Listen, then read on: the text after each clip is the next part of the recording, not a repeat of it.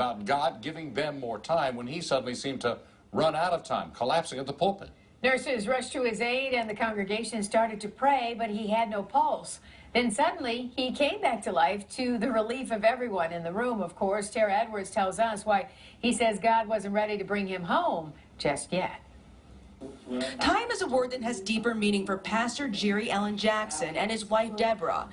It was the focus of his sermon Sunday at Abundant Life Ministries in Ypsilanti. The message was that God would give you more time. We're told at some point he suddenly slumped. And he just went totally out. So I'm just panicking at that moment. I'm like, what is going on?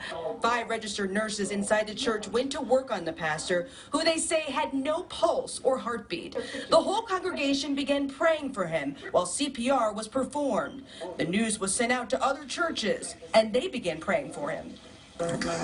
I was tore up. I thought I had lost my husband. Within minutes, a miracle. And then I sat up and I asked for the mic. Amen. I told Sam, y'all might as well praise God. I said, I told you God to give you more time. Paramedics took him to the hospital. At first, it was believed he had a heart attack. But now Pastor Jackson says they don't know what caused his heart to stop for minutes. But he says he doesn't need a reason. He says he knows why it did.